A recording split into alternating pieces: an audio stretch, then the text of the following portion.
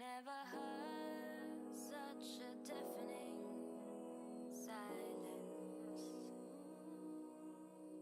I never thought I would be so in vain. And the world can't revolve around your pretty face. Oh, but it should. It should. Yes, it should.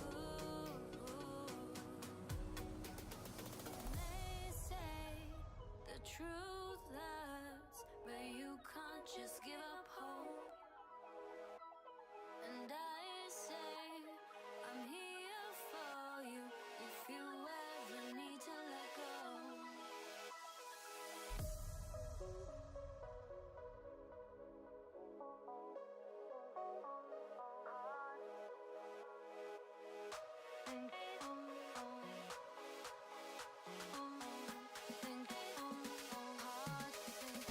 I've never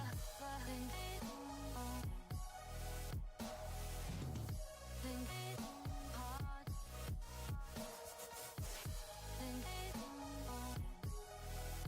won't let you falter on your own. And the world can't revolve around your pretty face. Oh, but it should. It should. Yes, it should.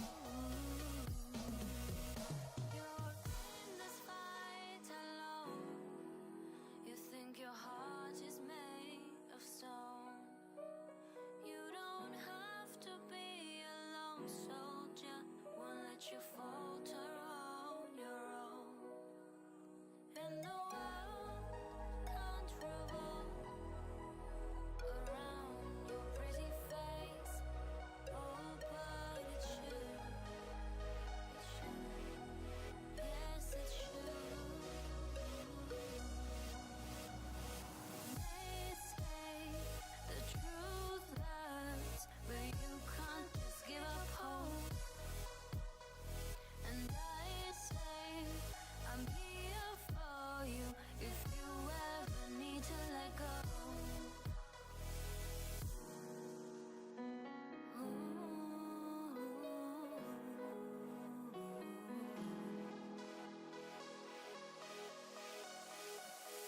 Think then all think hard. You don't think won't let you falter on your own. And the world can't revolve around your pretty face. Oh, but it should. It should. Yes, it should. You're in this fight alone. You think your heart is made of stone. You don't have to be a lone soldier, won't let you falter on your own. And the world can't revolve around your pretty face. Oh, but it should. Yes, it should.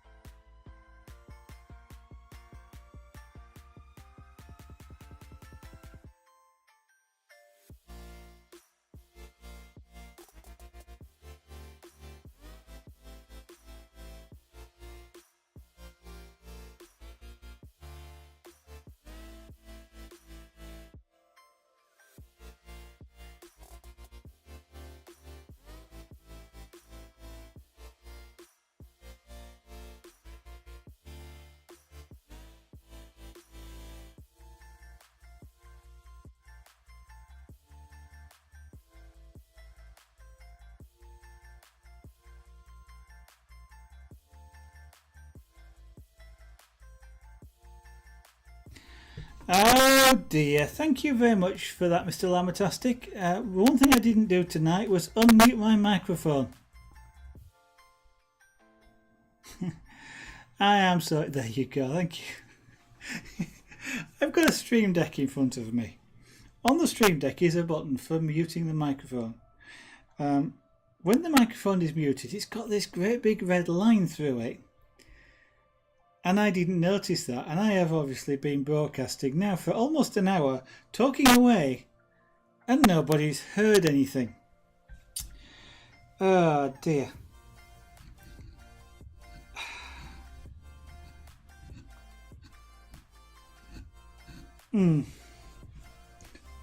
Thank you for pointing it out, though. That's fantastic. I'd have gone through the complete stream and maybe realised right at the end when it was too late. How are you, sir? Nice to see you back.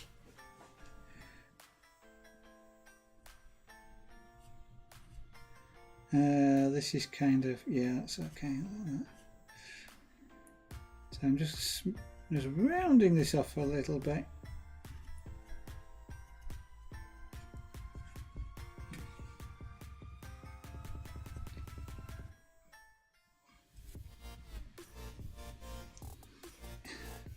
Of course, now that the microphone's working, I am suddenly at a complete loss of what to say.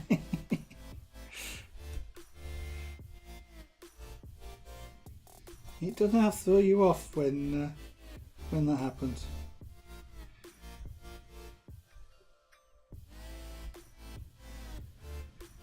Oh, come on, that's it. Now then, do I do anything more with those eyes? Yeah.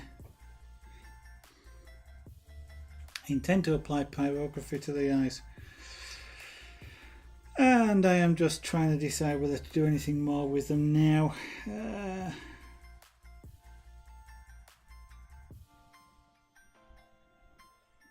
What I should do, I think, is just remove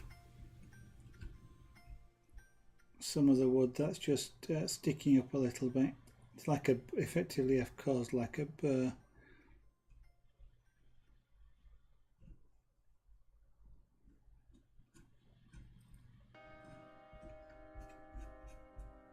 Yeah, since I'm going to apply pyrography to the eyes, I'm not going to try carving them too much. I might normally otherwise have tried maybe to make them a little bit more circular looking, but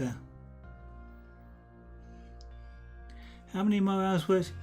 I don't think I'm going to take it much further than I've got here now. There is potentially all sorts of things I could do with it, especially if I had the skill to do it. I mean, I could start putting feather marks in,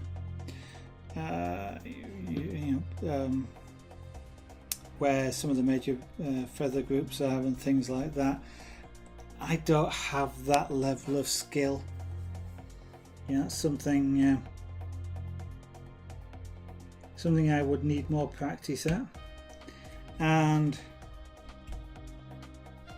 I will kind of say I'm a little bored doing this at the moment now.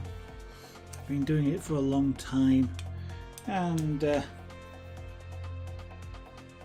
kind of feel like I'd like to move on to something else. So I think probably what I'm looking to do is to actually finish this tonight. And I think what we'll do now, so what I've just finished doing is sort of tidying up around the edges, taking away what would have been the rough, actually I have a bit left there, the rough carving, and making sure it's smoothed out so it doesn't look like I've forgotten bits, like I have forgotten this bit here.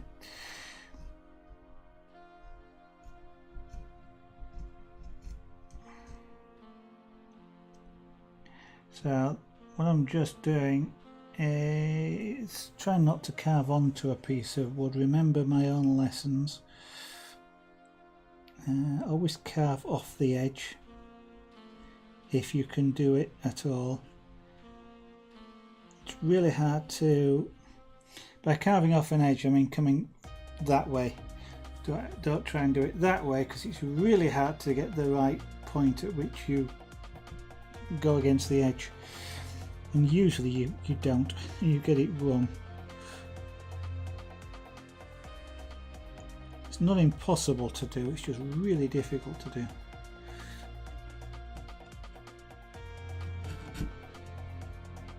So usually what you'll do if you try coming onto it, and that's what I was trying to do here because there's a notch coming onto the wood, you end up usually being too deep, and then you take off more wood than you really want it to.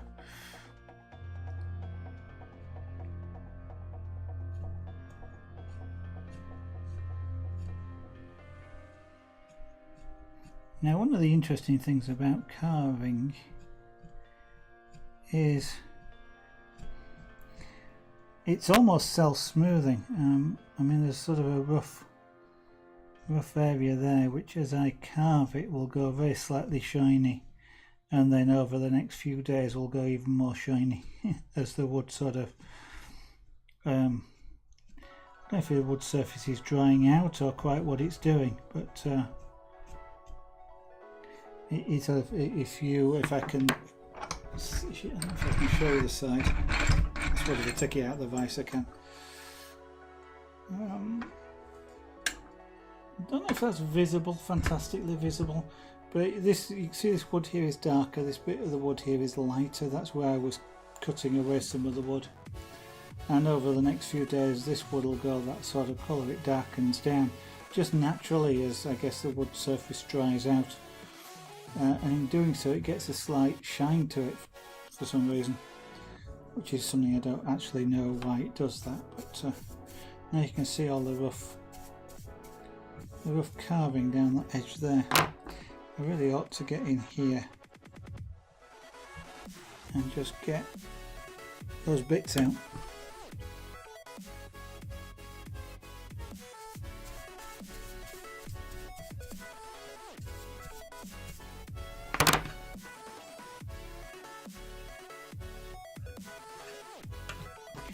Good thing for doing this actually is not a paintbrush like this, but a toothbrush, because a toothbrush has stiffer bristles, and whereas this actually won't.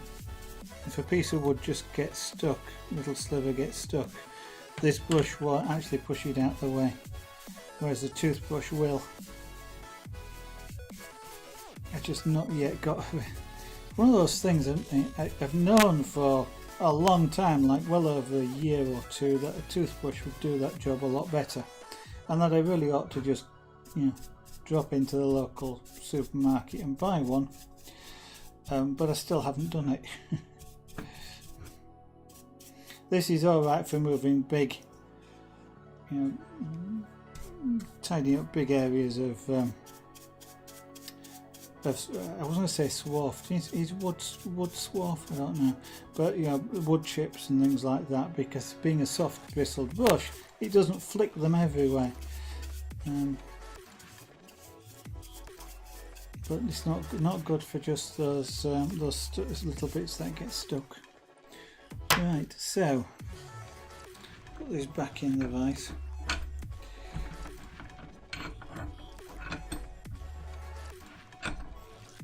Okay, I'll try and put this back in the vise.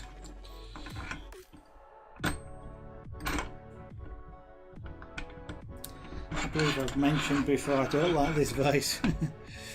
Right, so I think we are probably done with carving, so what I'm going to do is actually apply some pyrography to this.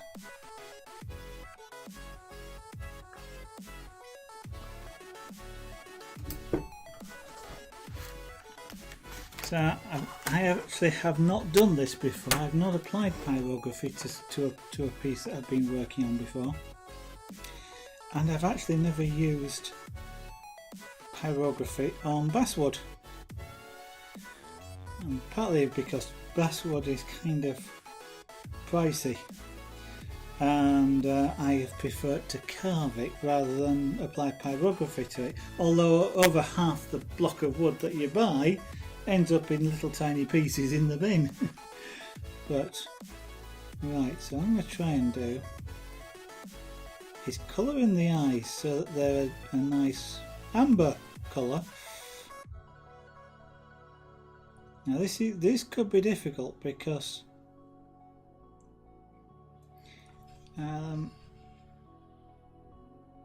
applying pyrography to a carved surface means that the bits that stick up will get the heat first and they will go darker.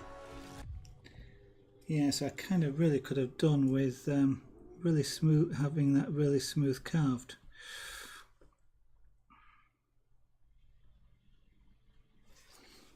So we'll do what we can, we'll see.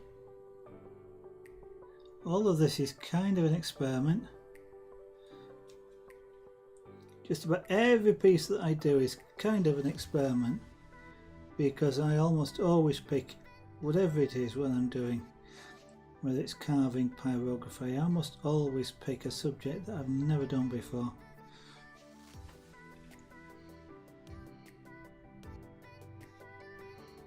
Now then, can I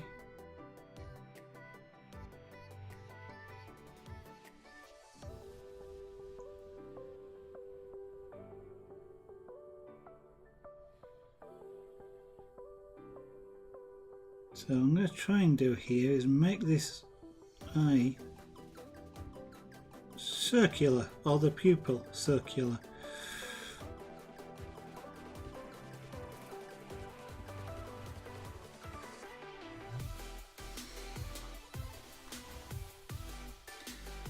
And to do that, this tool, which is the shader, but having a rounded nose, should make that a little bit easier. I could get out a pencil tip to try and do it, but I'm going to try this before I go that far. Now the thing I do have to be careful of here is that I don't touch another part of the work with another part of this this tip, because at this angle I could fairly easily catch the eyebrows and this area here. Now I think that's just about round. Now let's see if I can make it black or really dark anyway.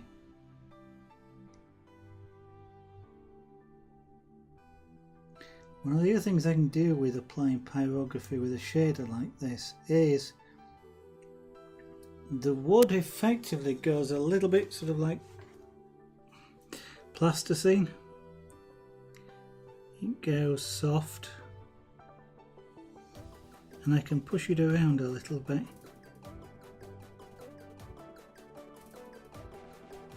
So I'm just trying to make those eyes smooth in doing this. Applying pyrography to wood is a bit like ironing it as well, so it goes really shiny. So these pupils ought to sort of really sort of stand out as, I won't say like mirrors, but you know, really sort of a shiny thing, like they'll make them actually look wet.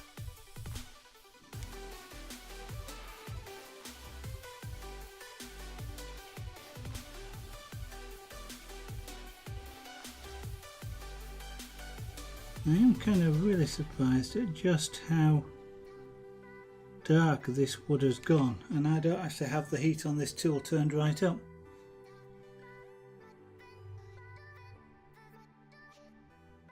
Yes, it does. It does colour. You've got to be. It is something you have to. In doing something like this, it's something you've got to be careful of. If you think of, I've just started describing pyrography as a bit like making toast, and you know, if your toast gets brown just by being near the heat source.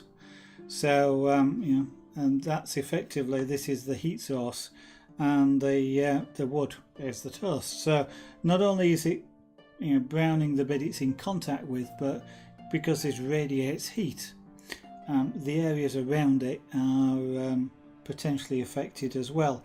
It's not like a toaster in that the thing is glowing bright red and therefore it's radiating a lot of heat.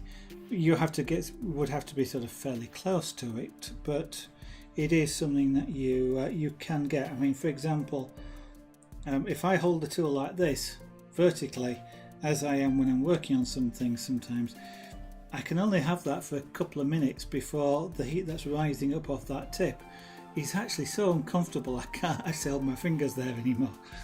So yes, definitely a consideration. As I say, it's not something which is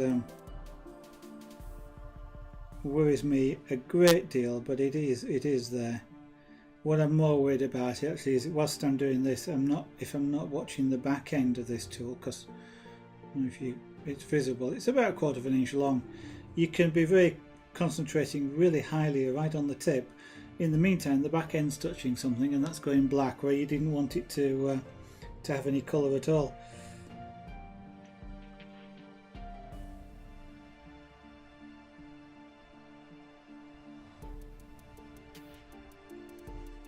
Now, because the eyeballs aren't actually that smooth, I'm not easily going to be able to sort of make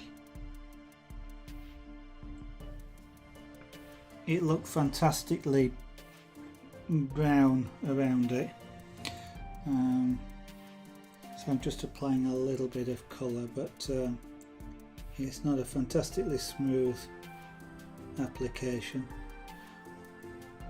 Owls, whilst on a human or even something like cats, if you look at the iris, the iris around the black pupil, on cats, humans, if you look really closely, it's full of lines and things which I gather are the muscles that open and close the iris.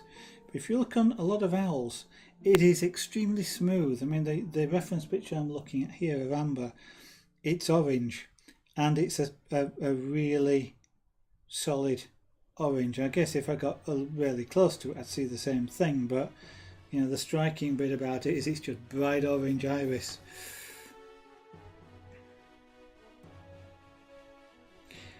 That pupil should be a bit bigger than that, I think.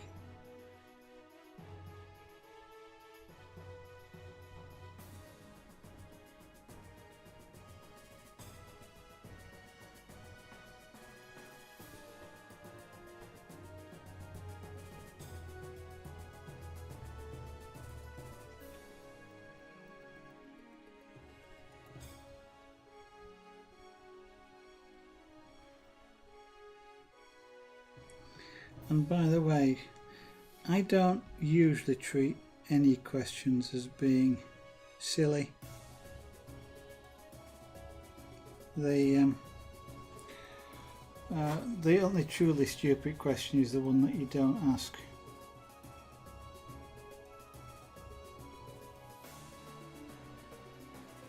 Of course, this being Twitch and the internet, there will be people that ask what they are trying to make sound silly questions.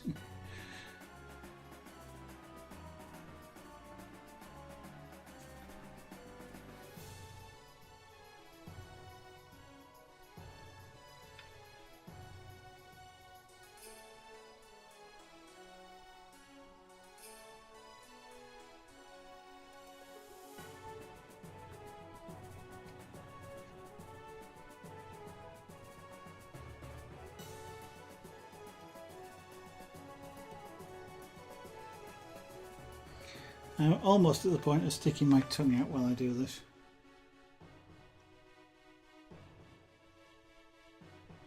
It was something that was something that for years I didn't realise that lots of people do.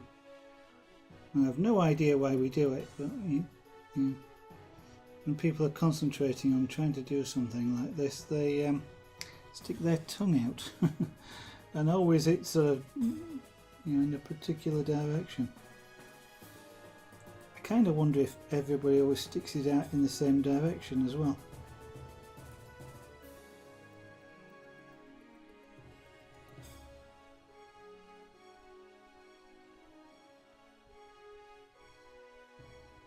So I'm making the pupils bigger.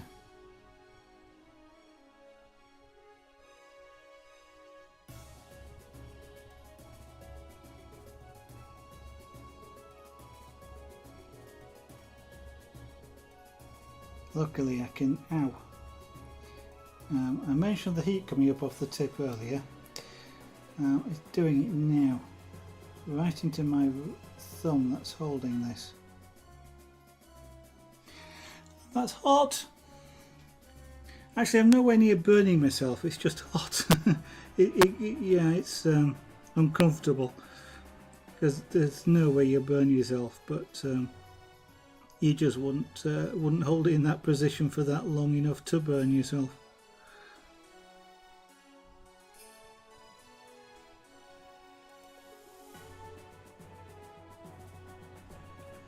Okay, that looks better with the eyes deep like that and wide. So what I'm going to do now is apply some around here as well, because on the eagle owls, this area of the top here, this feather ridge, is, well, on amber is black. It's usually distinctive of some kind, so what I'm going to do is, now this is where the ridge that I created over there comes in useful, because with it being such a small area in contact with the tool, it's heating up really quickly and goes nice and black like that. I'm not actually burning it, by the way. If I know pyrography sometimes gets called wood burning, but pyrographers don't often burn wood. This tool, for example, this particular tool won't actually get hot enough to actually cause the wood to burn. The pyrography is, as I mentioned earlier, is like toasting bread. It's a cooking process more than a burning process,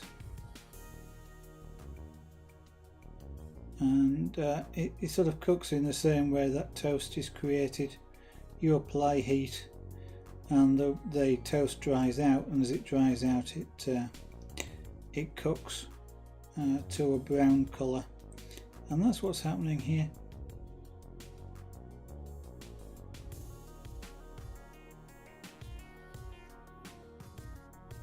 In fact, I tend to describe pyrography more as painting with heat than wood burning.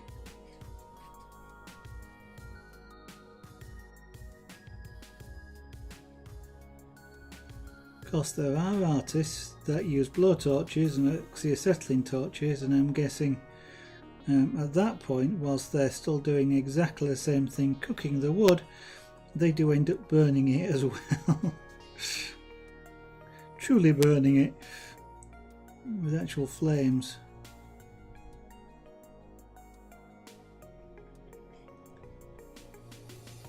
Now, one of the other tools that I do have will actually glow orange, and that is hot enough actually to set wood on fire, so I could burn it if I wanted to, but I really don't like the effect that you get on wood when it's you apply that much heat that quickly. I'm actually quite pleased with how dark this is going. I normally work with pyrography, I normally work with birch and occasionally with poplar, and it doesn't really go that black. Do I ever draw everything out in pencil first? When I'm carving, well, actually, generally speaking, yes I do. When I first started this one, what I did was I drew out the outline, the major features, like I want the eyes there, the eyebrows, the beak, and the base of the, around the this is the feathers around the base of the face, and roughly where the sort of the flight with the wings overfold the back here. So yes, I'll give myself those. What I then do is carve away this background material. So what I'll do is I'll drive the chisel down a little bit, carve a surface of this area away, go down a bit more, carve away, and keep going until I get down to this back level. And then I'll smooth and do that all the way around. So I've got then an outline, but the bird in this particular case is at the original surface level. So it looks like I've sort of come along and come straight up and across. And that's very similar to what would happen if you were 3D carving. Except what you do with 3D carving is you'd probably use something like a bandsaw or a fret saw and actually cut all straight down. So you're just left with a block of wood, that sort of bird outline shape, and you then carve it from there. And then, so having in my case got this back to this level, I like it smooth. Other people like to put a texture on it, but I like it smooth. So I spent some time smoothing that out, and then what I do then is start to shape the rest of the bird. And I have a preference for, I'll create this shape which is nowhere near where the original surface of the wood would have been. It would have been about half an inch higher than that, but I will start by making that shape a half an inch higher.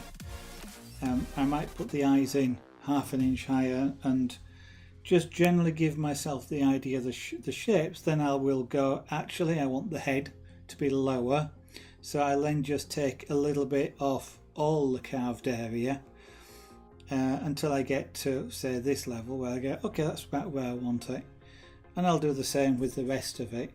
And then my sort of final piece of carving is to come in and go, okay, now I want to smooth this off. Now I want to just, really define that curve or this curve, sharpen up that edge, add this bit of detail in.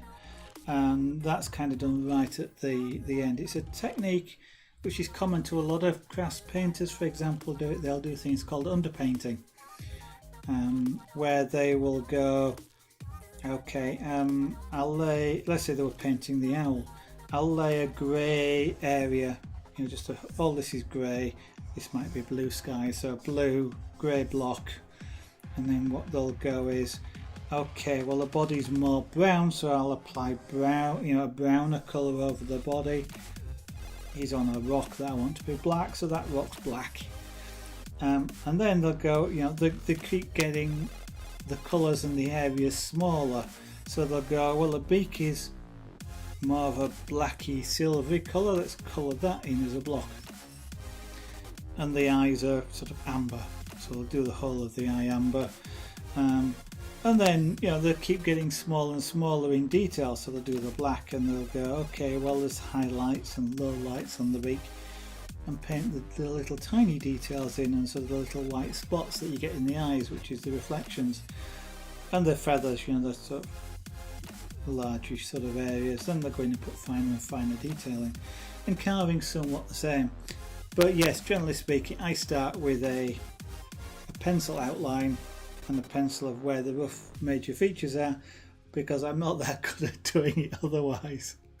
I do the same thing whether I'm doing wood carving. I do it with pyrography. Except with pyrography I'll erase the line as I'm going along. I don't put pyrography over the top, because the pyrography itself, when I describe it as cooking the wood, and that's indeed what it is, but it also brings a little bit of the liquid contents of the cell to the surface, and as you move the tool across, it creates like a glaze or a varnish. And if you actually run that varnish over the top of your pencil line's staying. It ain't going anywhere. And the only way you can hide it then is to make the area around it darker. So I erase that as I'm going on. When I'm carving, of course, you erase it as you carve, so that goes away itself. And even things like the scraper board, that one I don't generally, whilst I do draw that, I don't do it with a pencil. I'll do it with a bit like carbon paper. It's not carbon, but a bit like carbon paper. And that's purely because you don't want to use anything that might be sharp on scraper board, because it scrapes it and that defeats the object. But yeah, it's I'm not a person that can actually carve that without having something to carve to. I may be in the future when I've had enough practice, but at the moment it's not something I'm able to do. Because one of the things I'm really good at doing is stopping what I'm doing whilst I'm talking.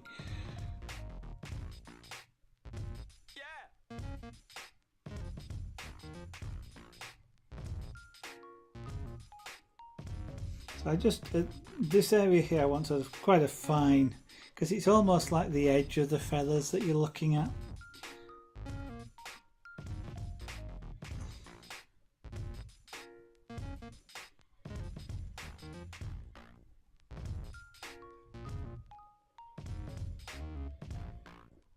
And this bit here is sort of it's pointy, so I am only getting the edge, which is saving me having to use the edge of the tool to create fine lines.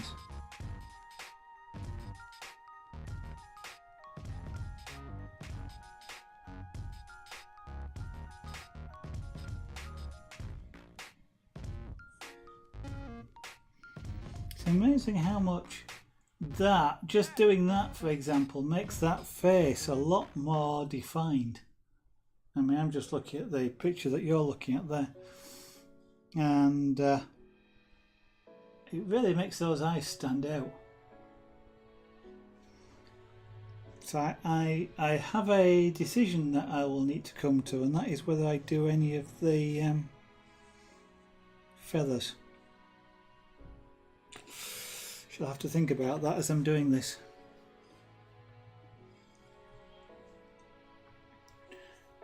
Yeah.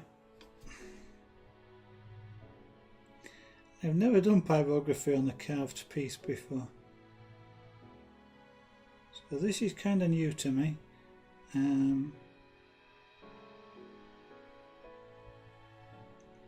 But that's part of the fun for me. I don't tend to like doing the same thing more than once.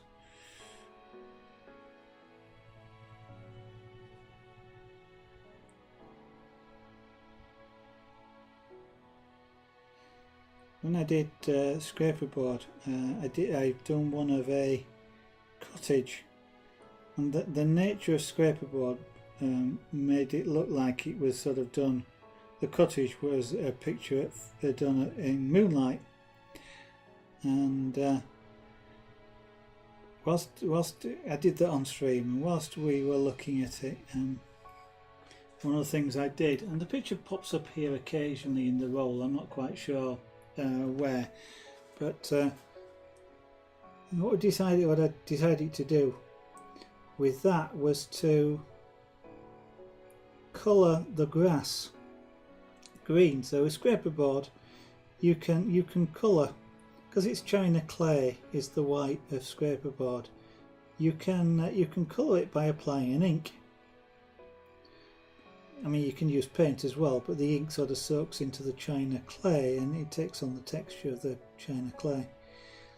And so I decided to colour the grass in, and it is I certainly, and some of the people in the stream found it really rather amazing just how much of a difference that just adding the one colour, the green, creating sort of the grass makes to the image. It's almost a completely different image for having just that little bit of colour applied, and amber here seems to be along the same lines.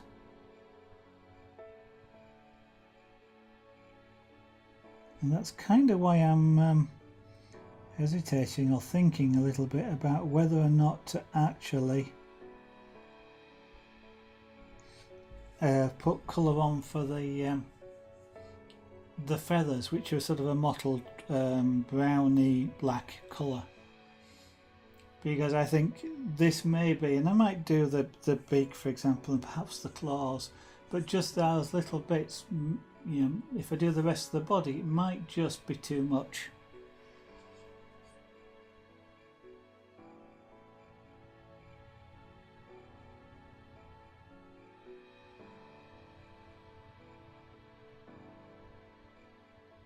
You know, the accents, less is more, I believe, is often said, and that might well be the case.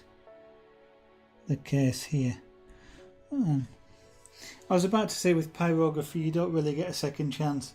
In some ways I do, because I can just, if I do something and I don't like it, I can just carve that top surface away.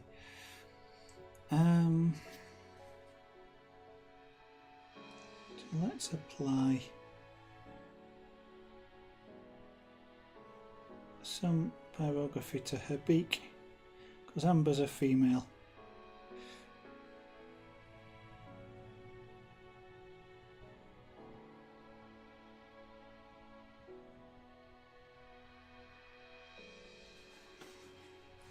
Now, I don't know whether I want to do all of the beak or whether just to do this bottom edge.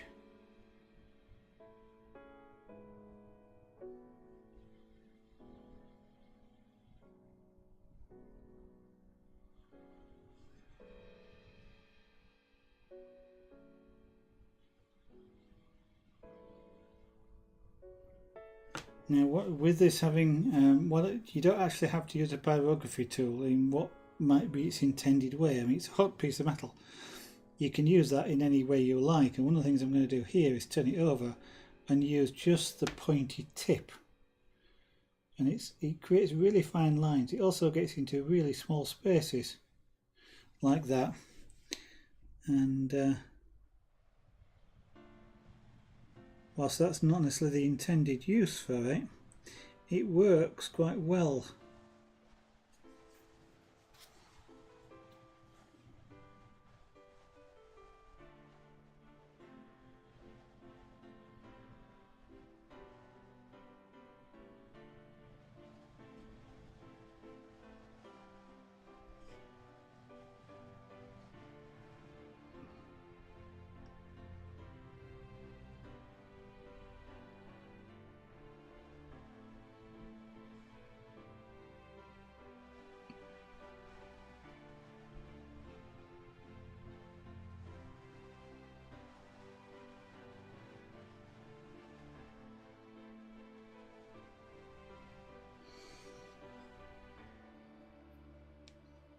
I'm also thinking about doing the claws down here as well. Let me switch my glasses and have a closer look at the monitor. Now, looking at the view that you see is often useful.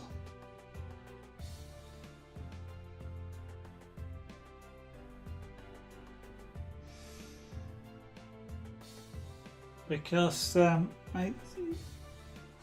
need to step back about several feet to look at this in the same way that the camera sees it. That is interesting.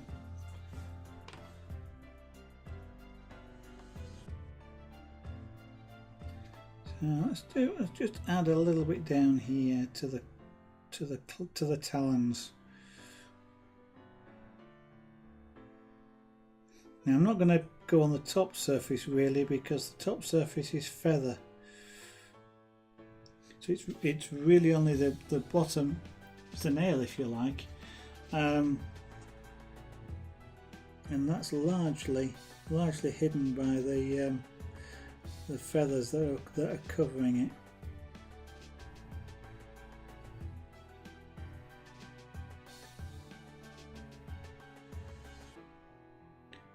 And also because it's kind of just tucked more or less out of sight, it's a bit like a hidden Easter egg.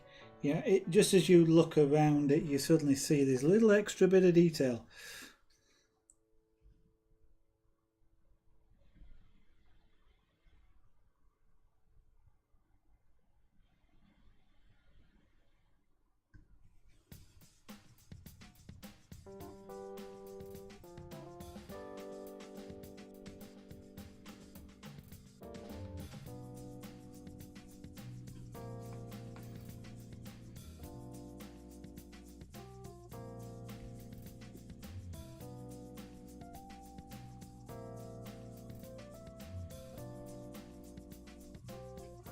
Actually, well, you won't be able to see it, but there's a little tiny bit there where I wasn't watching what I was doing, and I've caught the edge of the tool on the wood there, and I've got a little tiny brown mark. So this is the first time I'm about to do what I'm doing here, which is use the. I said it's a piece of hot metal. You can use it how you like. I have never applied pyrography with the top of this before, apart from just now. So there's a first for the Zaragoza Studio. Is using the top of a pyrography tool rather than the bottom of it. Actually, I'm going to leave that mark there. It kind of looks like an extension when you're looking at it here in real life. Because of the angle of it, it looks like a really fine tip of the claw. So I'm going to leave it there. Now then, the question really now is, do I apply it to the body? I don't know. I mean, just to show you a reference picture, that's what amber does look like. And as you can see, the body is sort of the wood colour and lots of black mottled. To try and apply it though, there's a lot of skill in applying a colour that looks like that, and I'm not sure I could do it justice. And there's a point at which it looks worse because because you're not good enough to do it. It looks worse than not having done it in the first place. And I'm kind of leaning towards that. I'm not sure I want to do that. It's the sort of thing I might want to practice on a flat piece of wood first, before I apply it to something that I've got about 20 hours of carving in. Although I know that doesn't look like 20 hours. It's there's a lot of work goes into making this flat. And whilst this sort of looks, like just a big piece of wood, there's a lot of, it's a complex shape. And I'm not that, I'm a beginner carver. It's not, I'm not a super skilled carver, so it takes me more time. I'm gonna have some coffee. Excuse me a second.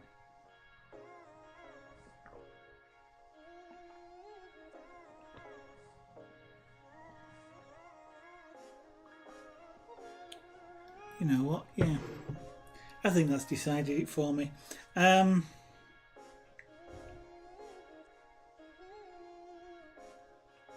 that's a shadow mark. I'm going to leave that as it is. I think I think I'm going to leave amber like that, or at least what I'm going to do is I'm going to live with it like that for a while. But what I'm going to do is call this piece done. If I was going to apply pyrography, I think I'd possibly do it here on this sort of branch thing to see what it looks like, but I kind of don't want to at the moment. I'm going to live with that and see whether it actually needs any more. For the moment, I'm going to say that's amber done. And actually, whilst I've enjoyed carving it, it's always nice to finish a piece, and for any artist, for any carver, deciding that point at which you go, it's done, can sometimes be really quite hard. So, as I'm always self-critical, and a lot of artists are, you always look at something like this and go, could I have done that better? And it's where as an artist, I wouldn't normally explain that to my audience. I wouldn't normally go, yes, I could have done better, because it sounds as though you're saying this isn't good enough. And whether or not I think that is a different matter. But, and I think most artists don't think their work is as good as it could be. Whether that's underestimating their own work or overestimating, I don't know. But there are things that there are lessons that I learnt in doing it, and when you finish a piece, if you're learning these things, it's always good to be able to do that. Look back on something and go, now that I've learnt that, how would I do anything different? Would I look at things in a different way? And some of the things I'm looking at is going, this claw work here is not as good as it could be. I'd want to do some more work with that claw work if I was starting again. That sort of doesn't look as as realistic, if you like, as what I was looking for. It's the angles actually that's more wrong there, more than anything else.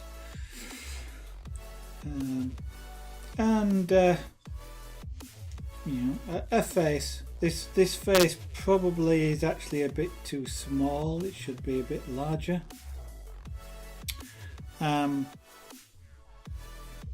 Or alternatively, the body is a little bit too large for the head. is the other way of looking at it.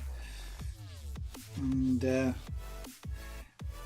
whilst it is possible, or would be possible, to slim that body down to match the head more, I then start to shift its positioning on the wood.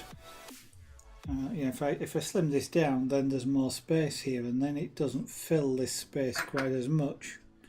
You can get away with that. You can always sort of chop it smaller, for example. So I could continue working on it, but I've learnt those lessons, and I'd rather take that lesson onto a new piece than continue to work on this one. I'm happy with that. I could destroy it by trying to apply the lessons that I've learned to this piece. And so, hands off is kind of the thing. And as I say, I will live with it for a while. I may come back to it later and go, you know what, I will try putting pyrography on it, or I will try reshaping that. Perhaps when I've had a bit more practice doing something else, come back to this and do some more work on it. But for the moment, Amber is finished. So, thank you very much for that, Mr. Lambertastic. It's something you'll find all artists do. When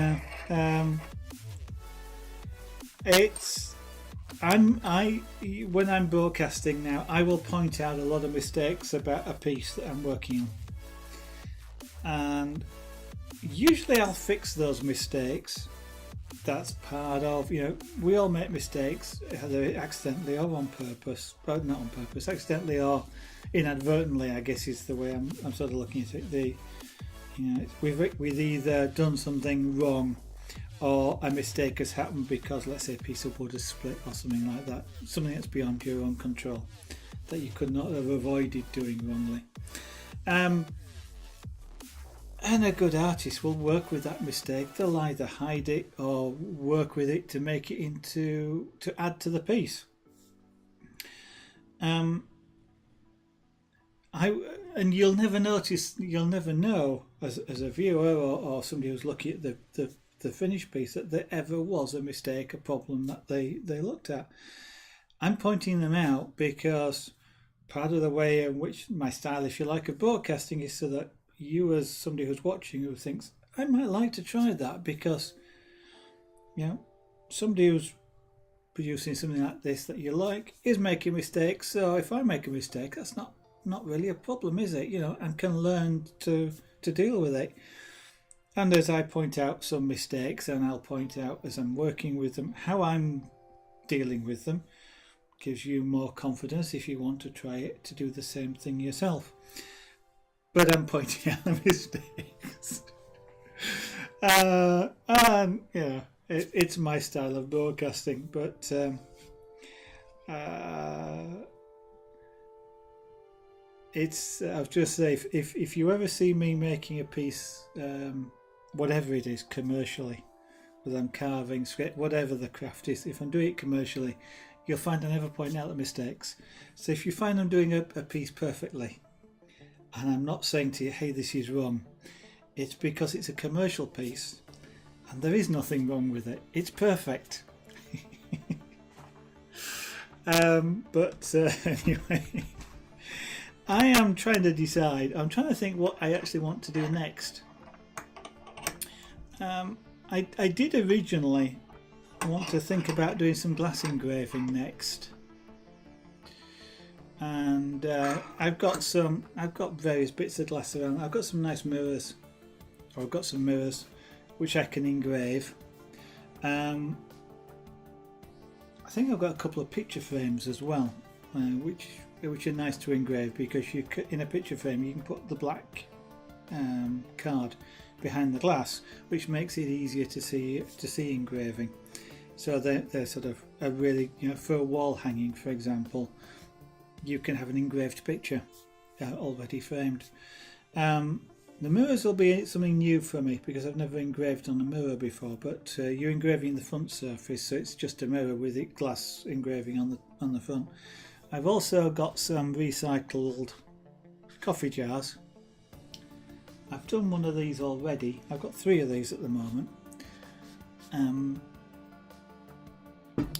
I kind of feel like I'd like to do something on those. I don't know what yet, but I was thinking that I wasn't kind of originally planning on finishing amber tonight, and I need to order some polishing wheels for the glass engraving. When you do my style of glass engraving, you don't you use diamond tools or carbide tools or grinding stones. What they do is they scratch the glass. That makes the glass white. You can engrave just with white, just like I do with a scraper board. You use sort of what they call cross hatching techniques. Amount of white in a particular area, the more white, the lighter it looks. But the other thing, that you can do with glass engraving is if you make a square white, you can then polish it using a polishing wheel, and you can start to make that glass go back to its shiny state. And so you can take what was a very white area and make it less white, more glass coloured. You can't quite get back to perfectly smooth shiny glass, but you can get quite nice shiny effects. But I broke my last polishing wheel, and I need to order some more, and I intended to do that tonight, so that wouldn't be here for tomorrow. So I'm kind of wanting to hold off the glass engraving until those arrive, which may actually be next week. I am thinking though, and I don't really want to start another carving, just because I like to do different crafts. So I've got a few things. I do have Theo to finish. Pyrography of Theo. It will be good to finish Theo off, I think. So that's a possibility. I've also got some magic dots, but that's kind of just a chill thing to do. I also have some jewellery. I'm currently in the process chainmail of making this, which is what's called micro mail. It's tiny. Little tiny rings. There are 3mm across of those rings that make this up, and I've about, I think it's 1 or 2. I think I've 2 inches to add to this to make it a bracelet length, and I haven't decided whether actually to make it slightly longer and then put a wire down there, which will allow me to make it into a wrapped bracelet, so it doesn't have clasps. So I'd quite like to finish that, and I've got a couple of other ideas I want to. This is called micro mail just because the rings are so tiny, but I kind of love tiny things. I have a couple of other bracelet ideas I want to play with this micro mail, and I also have some very nice niobium metal rings. I kind of want to play with as well. Come up with a bracelet for those. So that's another possibility. So there's quite a few things. I may also do a bit of rug making. Thinking about it. I haven't done that on stream before. That might be an interesting thing to do. That's kind of a chill thing because it's just knotting bits of wool. The skill comes in doing that at reasonable speed more than anything. But we shall see. I think we'll just have to. The cat looks great. I'm not used to reading chat, am I? Thank you very much. That was also done on stream from the start. There's about because I have a tendency to stop working whilst I'm talking. There's probably about 8 hours of work in that piece, and there's probably going to be about another 4 before he's finished. I think it's an A4 piece of board, is that, which is quite large. It's not, most of the work is in there. It's now just a final sort of shading that needs to be done to bring out all the shapes. So after all of that, I'm not actually sure what I'm going to do tomorrow. So I'm going to let it be a surprise, I think. So anybody that is watching, I'm going to just remind you that there is a follow button below the stream, I think. So if you're not following, that'd be fantastic. If you want to do so, of course, there's no requirement for you to do so. And if you feel like helping the channel out, then there is always a subscribe button there as well. I'm an associate, so you can subscribe to the streams, and the proceeds of that go to doing things like buying wood and materials. So they go back into the stream, and maybe things like a camera that I can zoom in properly one of these days. If you also would like notifications through Twitter, you can follow me on Twitter. It's at Zaraganart, and there is also a YouTube channel which is gradually getting all the past archived broadcasts uploaded to it. They are in real time, however, so something like Amber the Owl is about 20-30 hours of video, which is something like about 20 episodes, half-hour episode, well, 40 half-hour episodes as they go up. So I will eventually do a time lapse of her being created. So if you're interested, you keep an eye out for the time lapse. But if you want to see it's done in real time, you're quite welcome to take a look there. And there is also the website. Of course, all the URLs are here on the right hand side. He says trying to position his finger alongside that big blue box, so you can always take a look at the website as well, because the website is where there is more of a description of the pieces and of the particular arts. So there's a bit more description about pyrography on there, and I want to sort of do some more work on that as time allows. So if you want to learn a little bit more about the crafts and don't want to ask on stream, then that's a good place to check out. Oh, that's absolutely fantastic, Mr. Lamatastic. That's amazing. If you want to do so, of course, it's not mandatory. You are welcome to watch, whether you subscribe and or whether you follow. So I keep getting the two mixed up. It's confusing where on YouTube a subscription is where you just follow somebody on Twitch. And as Mr. Lamatastic mentioned, if anybody is a Prime member, you do get a free subscription.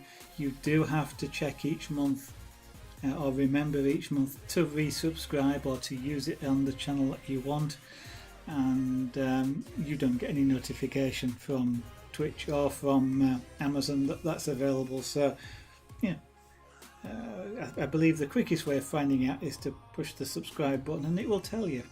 You don't have to use it then, but at least you'll know.